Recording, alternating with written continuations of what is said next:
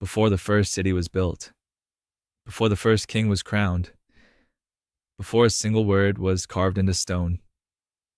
There was a question so old that no living civilization remembers who first asked it. And that question was simple, terrifyingly simple. Why is one offering accepted and another refused? Somewhere in the deep desert of what we now call Iraq, beneath layers of sand and silence and forgotten centuries, a small clay tablet was waiting.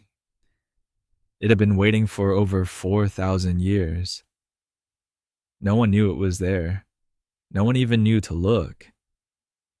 And when archaeologists finally pulled it from the earth in the 1800s and slowly, painstakingly, learned to read its ancient wedge-shaped script, they found something that would quietly, permanently change how we understand the oldest stories ever told. They found that Cain and Abel were not the beginning.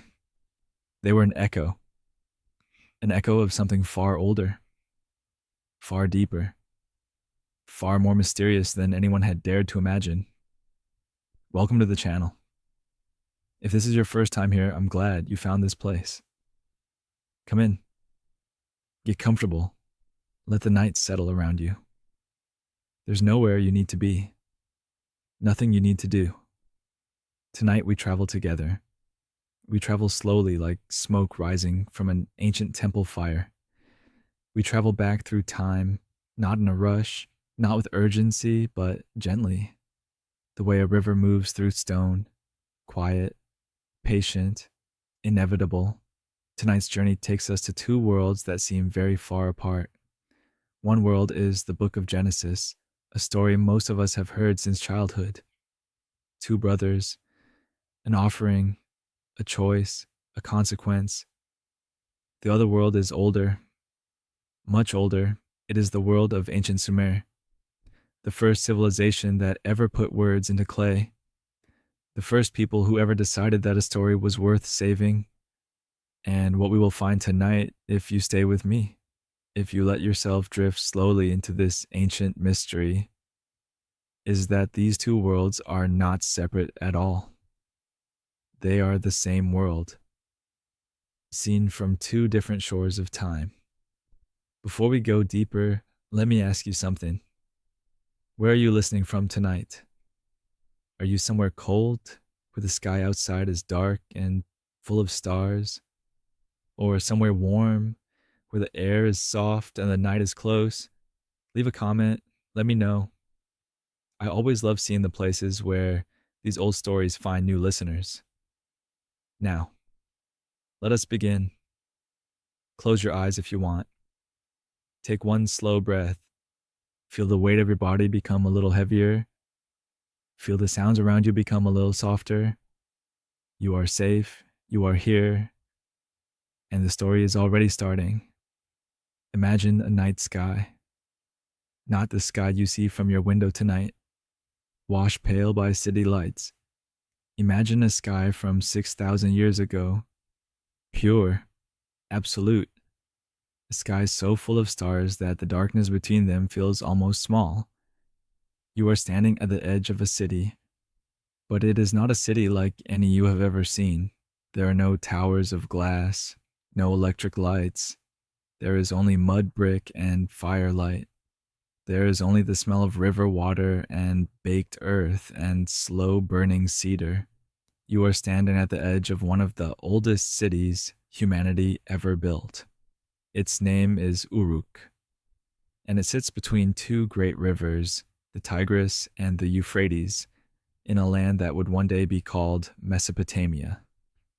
The word means simply the land between the rivers. And in this land, something happened that had never happened anywhere on Earth before. People decided to stay, not for a season, not for a harvest, forever. They built walls, they dug canals, they planted fields that stretched to the horizon, and they created something extraordinary, a civilization, with kings and priests and laws and scribes, with temples that rose like small mountains above the flat plain, with a system of writing that could carry a thought from one generation to the next without a single word being spoken aloud. And in this civilization, in these temples, around these fires, stories were told. Stories about gods and goddesses, stories about floods and gardens, stories about farmers and shepherds, stories about offerings made to the divine, and whether those offerings were accepted or refused. Sound familiar? It should, because somewhere in those stories, buried under 4,000 years of sand and silence, is the story we think we know. The story of two brothers and the choice one of them made. But first, we need to understand who the Sumerians were, because most people, even people who consider themselves well read and curious, have never really learned about Sumer. It is one of the great silences in our popular understanding of history. We learn about Egypt, we learn about Greece and Rome, but Sumer, the civilization that came before all of those, remains a mystery to most people. And that in itself is strange, because the Sumerians built the first true cities in human history. Not villages, not large camps, cities. Uruk, at its height, may have been home to 50 or even 80,000 people. Think about that. 80,000 people living together in one place 5,500 years ago, when most of the world was still scattered in small farming settlements, when most humans still moved with the seasons and the rains. The Sumerians had already invented urban life. They had temples the size of sports stadiums. They had roads. They had grain storage systems complex enough to feed an entire city through a drought. They had a legal code, actual written laws, and they had stories. Oh, they had stories. Thousands of clay tablets filled with hymns and myths and epics and laments, filled with the inner life of a civilization that had been completely forgotten, completely erased from human memory for over 2,000 years. By the time the Old Testament was being written, the Sumerians were already ancient history. Their language was dead. Their cities were ruins. The name Sumer had vanished so completely from human memory that when archaeologists first began digging in the Iraqi desert in the 1800s, they did not even know it existed. They were looking for Assyria. They were looking for Babylon. They found something older, something they did not have a name for yet. And when they finally learned to read the script pressed into those ancient clay tablets, the world changed. There is something deeply strange about what I'm describing. A civilization so complete, so fully human, that existed and flourished and created art and law and story, and then vanished, not destroyed, not conquered into nothingness, just forgotten. As if someone had pressed a great seal over the entire culture and buried it in the desert for 2 millennia. And only now, only in the last century and a half, have we begun to read what they left behind, what they were trying to tell us, what they needed us to know. Now, let me tell you about two figures. Their names are Dumuzi and Enkimdu. You may not recognize those names, but I think by the end of tonight, you will feel that you have known them all your life. Dumuzi was a shepherd. His name means something like faithful son or true son of the waters. From the very beginning, his name marks him as someone connected to the divine, someone who belongs to the gods. Enkimdu was a farmer. His name is connected to irrigation, to canals and channels, and the careful engineering of water. He is the man who stays in one place, digs his field deep, and builds something permanent. In the Sumerian texts, these two men are rivals.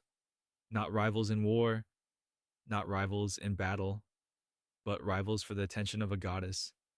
Her name is Inanna, goddess of love and fertility, goddess of warfare and political power, goddess of the morning star and the evening star, what we now call Venus.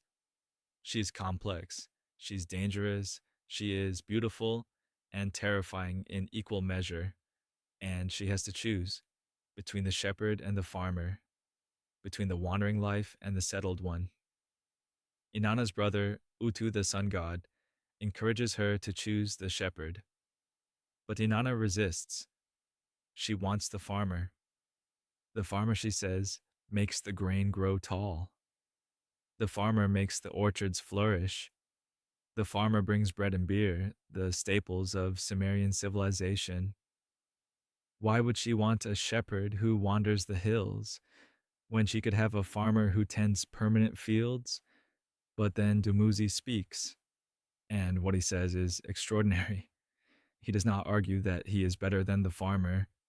He does not dismiss Enkimdu. Instead, he makes a case, a careful, patient, beautiful case. He speaks of milk, fresh and sweet, carried down from the hills each morning. He speaks of cheese that does not spoil, of butter so rich it holds the color of morning light, of wool so soft and warm it surpasses anything woven from flax. And then Dumuzi speaks of freedom. My flocks, he says, move with the seasons. They follow the best grass, the cleanest water, the coolest shade. I know every path through the wilderness.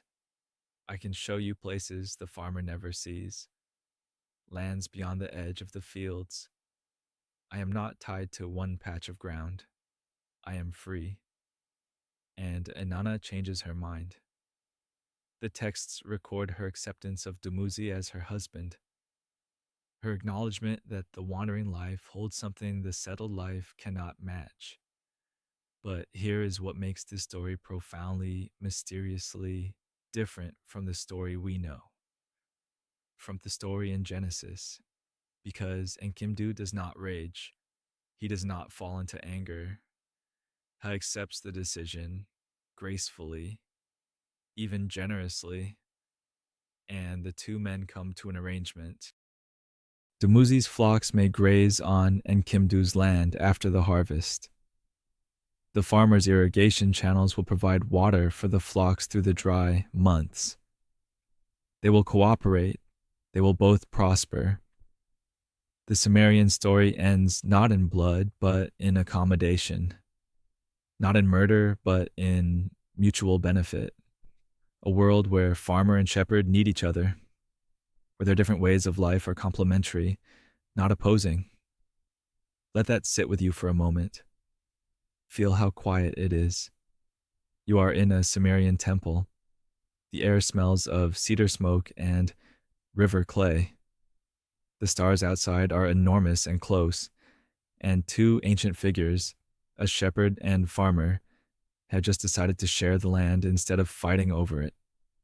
There is something almost unbearably beautiful about that. Something almost unbearably sad when you remember what comes later, because the story does not stay peaceful. Not for Dumuzi. In the larger Sumerian cycle of myths, Dumuzi's story takes a darker turn, and this is where the ancient mystery deepens. This is where the echoes start to reach across 4,000 years. In Sumerian belief, the world had two great regions. The world above, the land of the living, filled with light and grain and the movement of seasons, and the world below, the underworld, called the Great Below, a dark, dusty realm beneath the earth where the dead existed as pale shadows of what they had been. It was not a place of punishment. It was simply where everyone went when they died. Rich and poor, good and wicked, kings and farmers, all of them eventually descend to the Great Below, and its ruler was a goddess. Her name was Ereshkigal, Queen of the Dead, sister of Inanna. And one day, for reasons the texts leave deliberately mysterious, Inanna decided to go down into the great below, into her sister's kingdom, into the realm of death. She prepared carefully. She dressed in her full regalia, crown, earrings, necklace, golden ring, all her symbols of power. She told her servant, "If I do not return within 3 days, raise the alarm." And then she walked to the first gate of the underworld. There are 7 gates. At each one, she was stripped of something. Her crown at the first gate, her earrings at the second, her necklace at the third, her breastplate at the fourth, her golden ring at the fifth, her measuring rod at the sixth, her royal garments at the seventh. Gate by gate, stripped of her power, gate by gate, reduced from Queen of Heaven to naked and small, until she stood before the judges of the dead. And they looked at her, and they spoke a word against her, and Inanna died. The goddess of love and fertility, dead, and the world felt it immediately. Grain stopped growing in the fields. Animals refused to mate. The flow of life itself began to slow. Without Inanna, the world would simply stop. So the other gods worked to save her. Through cleverness, through negotiation, they won her release. But there was a condition. There is always a condition. No one leaves the great below for free. A life must be exchanged for a life. If Inanna returns to the world of light, someone else must go down in her place. And Inanna gets to choose who that will be. She rises from the underworld. She passes through her cities, and everywhere she goes, she finds mourning. People weeping, people sitting in dust and ashes. They had thought their goddess was gone forever. To each of these loyal mourners, Inanna shows mercy. She moves on. But then she comes to her own palace. And there, sitting on a throne, dressed in fine clothing, apparently at ease, is Dumuzi, the shepherd, her beloved, her husband, not mourning, not weeping, sitting on a throne, living. While the rest of the world believes she was gone, something in that image has disturbed readers for 4,000 years. The beloved shepherd, apparently unmoved by the death of his goddess. We do not know what the ancient Sumerians thought about that image. We only know what they wrote. Inanna looked at Dumuzi, and she pointed. "You," she said, "you will take my place." And Dumuzi ran. What follows is one of the most haunting chase sequences in all of ancient literature. Dumuzi flees through the countryside. He hides, he runs, seeks shelter with friends, with family, with anyone who might protect him. His sister tries to help. She argues with the forces of the underworld, but the demons are relentless. They track him like hounds. They cannot be bribed. They cannot be moved by tears. They are like a force of nature, inevitable, unstoppable, without feeling. And in the end, they catch him. The shepherd king, once proud, once the chosen husband of the Queen of Heaven, is caught and dragged down into the darkness. Now listen carefully, because this is where the ancient mystery begins to speak across the centuries. This is where the clay tablets from Sumer seem to whisper something to the pages of Genesis. Dumuzi is a favored shepherd connected to the divine.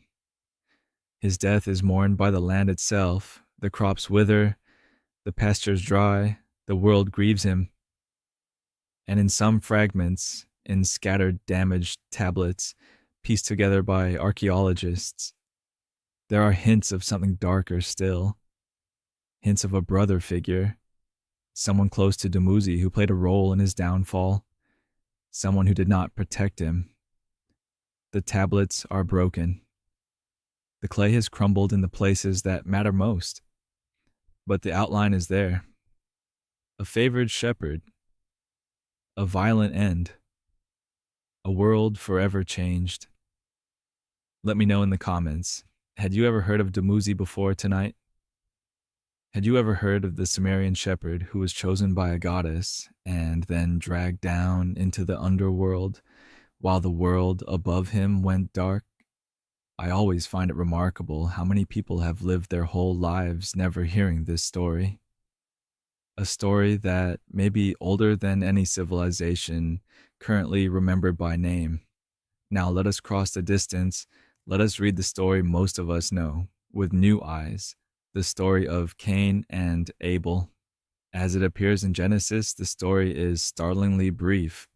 16 verses, that is all. 16 verses that have generated thousands of years of commentary and debate. The setup is simple. Adam and Eve, expelled from the garden, have two sons. The first is Cain.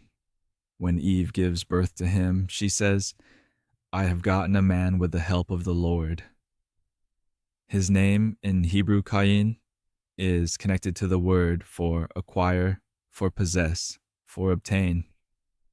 He is the celebrated one, the firstborn, the child who is acknowledged and named and explained.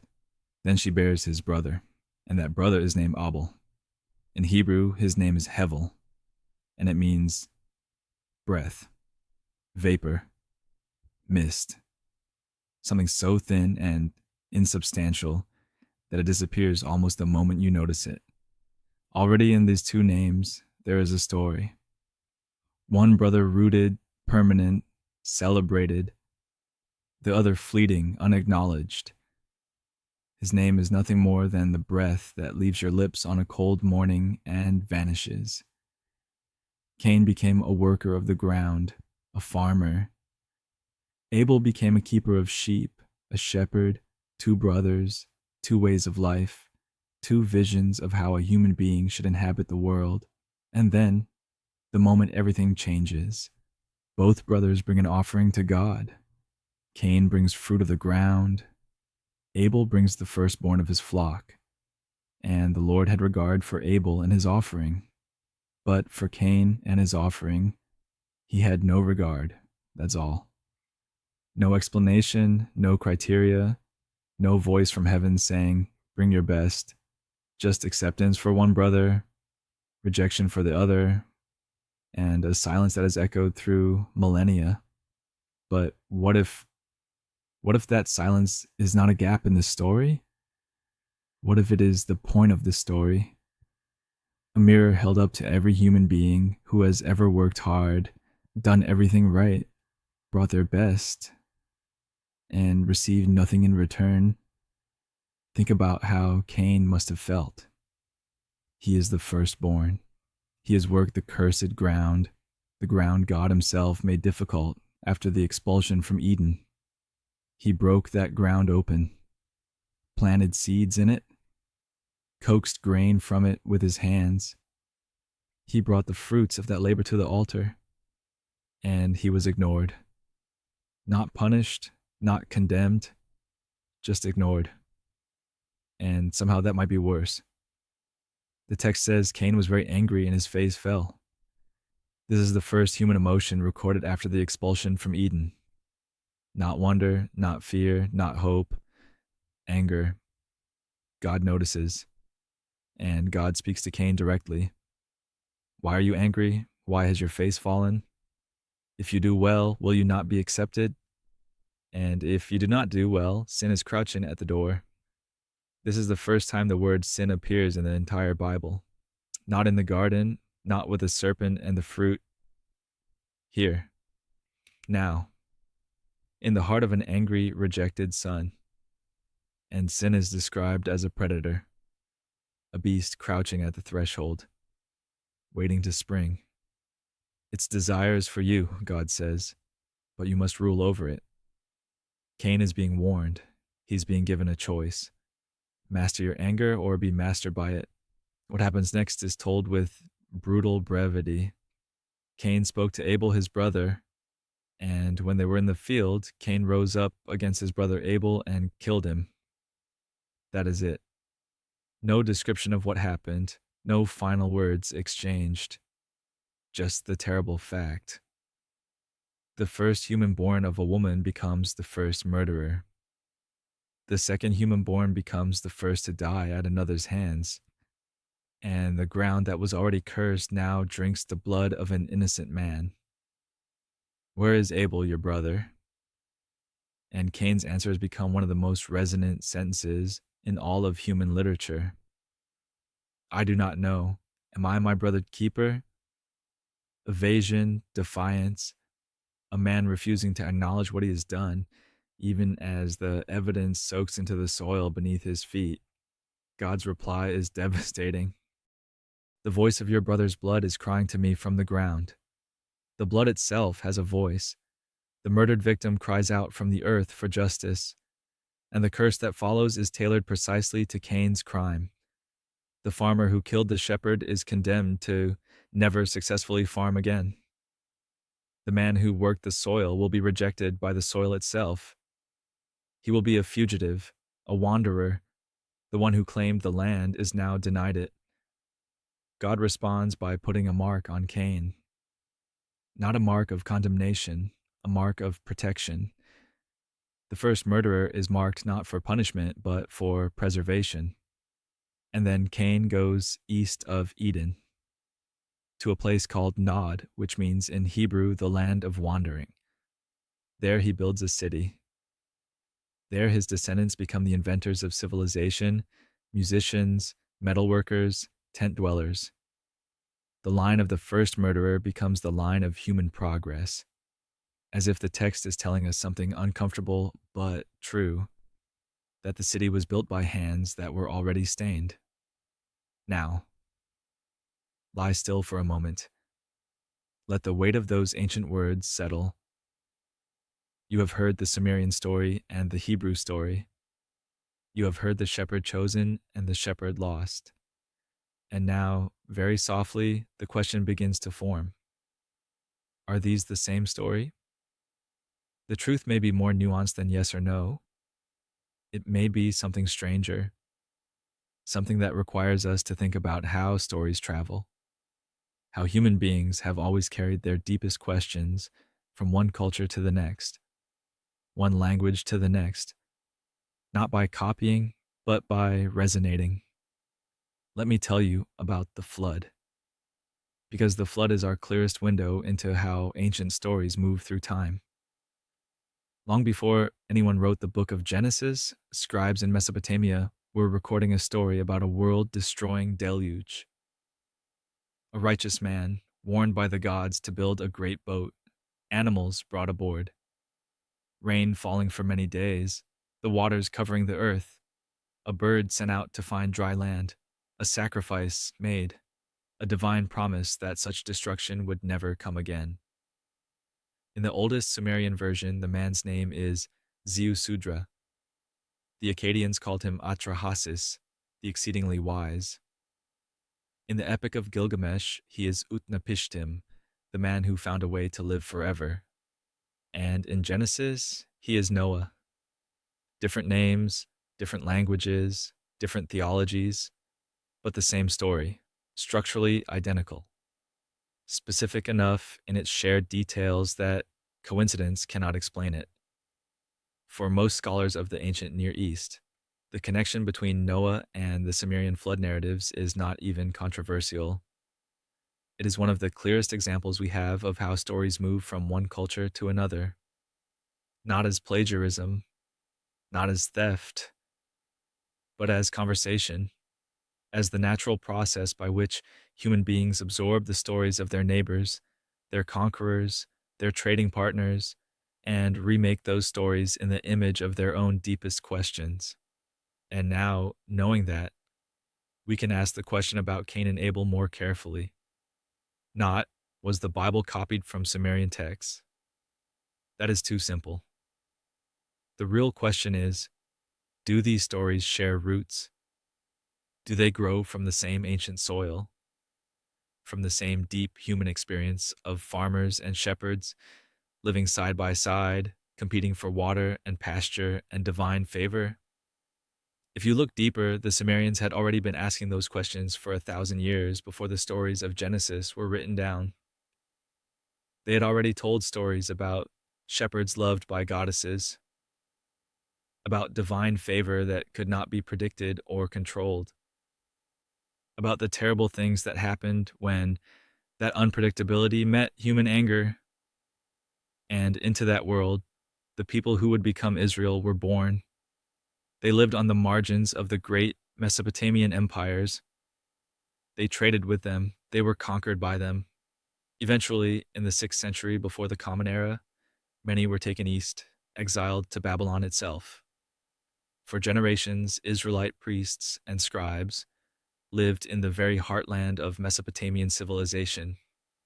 They walked streets where hymns to Inanna and Dumuzi had been sung for 2,000 years. They heard flood stories carved into stone. And it would be remarkable, genuinely remarkable, if none of that left a mark. The biblical authors did not simply copy the Sumerian stories. They transformed them. In the Sumerian world, the gods are many, competitive, unpredictable. In Genesis, there is one God, singular, purposeful, morally engaged. In the Sumerian story, the farmer accepts defeat gracefully. In Genesis, he does not. In the Sumerian story, the end comes from outside, from forces beyond the shepherd's control. In Genesis, it comes from inside, from a human heart, from the choice Cain makes when he is warned and chooses not to listen.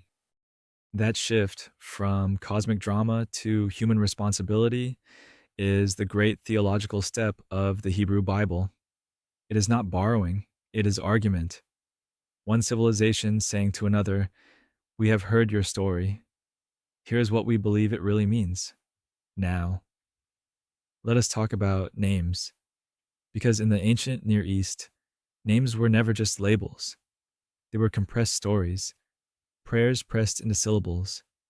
The name Abel, in Hebrew Hevel, means breath, vapor, something that vanishes the moment you notice it. If you were inventing a name for a character who lives briefly and dies young, Hevel would be almost too perfect. His life is briefly beautiful. His story disappears in a few verses. Now consider the Sumerian name Dumuzi, faithful son, true son of the waters. From the very beginning, his name marks him as someone belonging to the divine, someone chosen and then lost.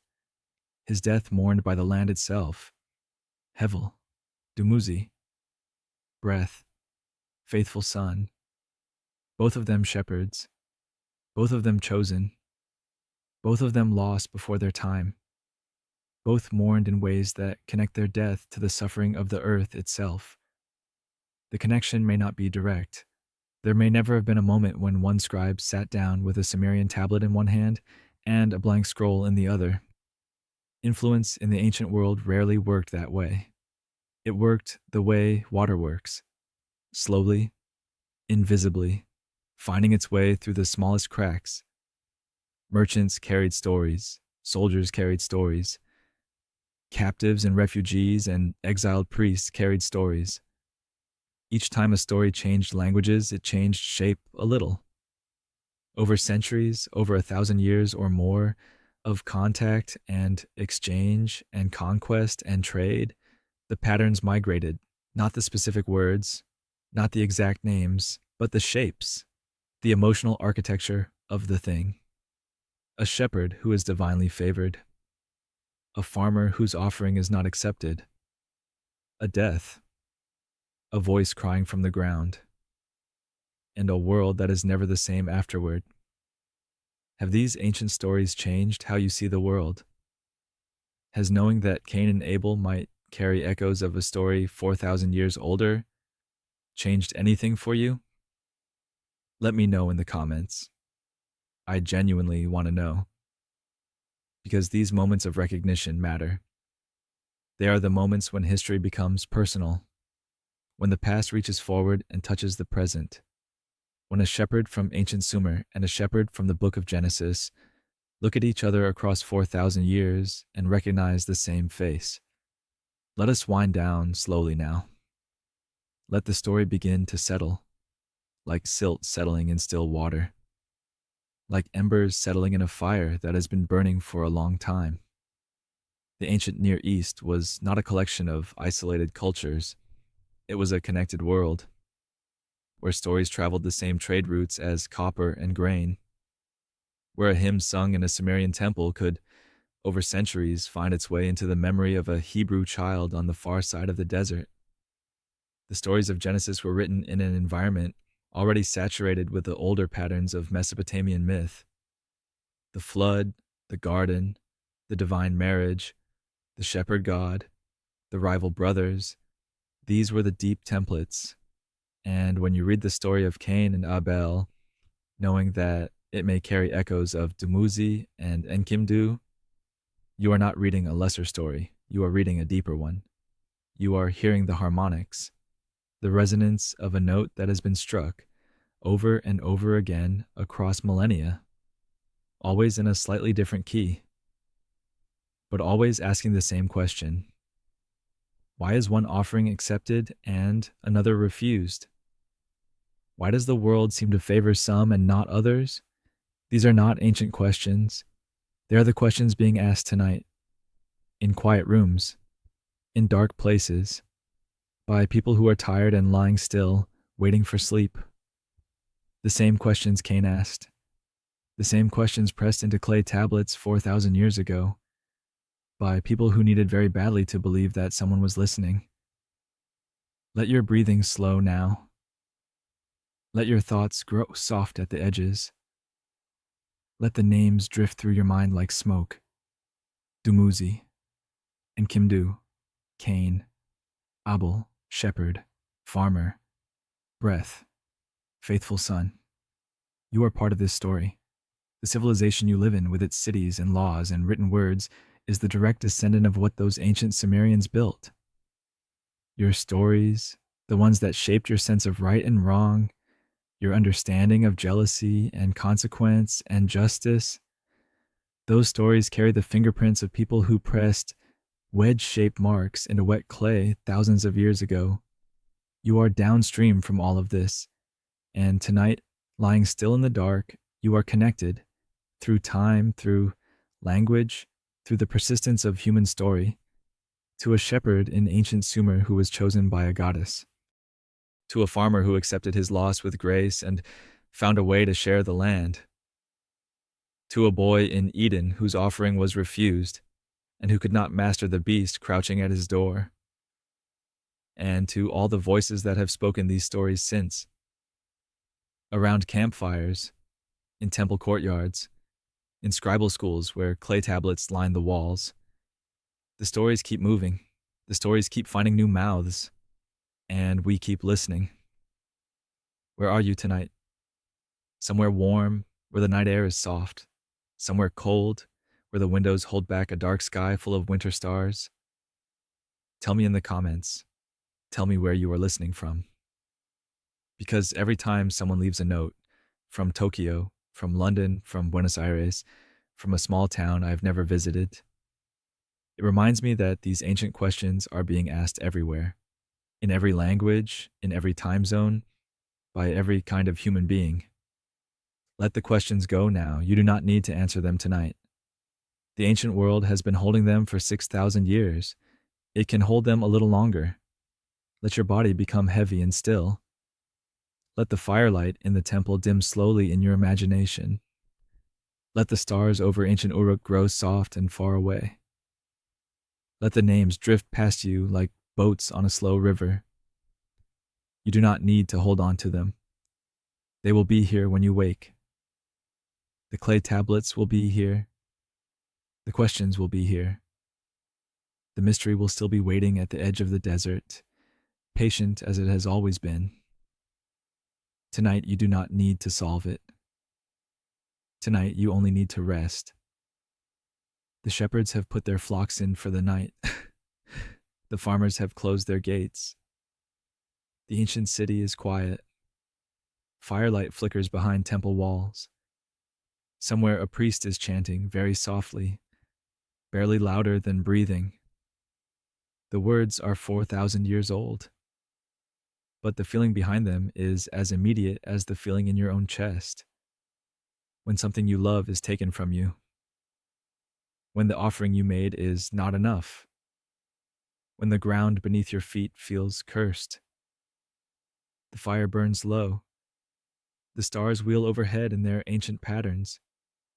They are the same stars above you tonight, the same stars that were above Uruk when the first city was built, the same stars that were above the field where two brothers brought their offerings.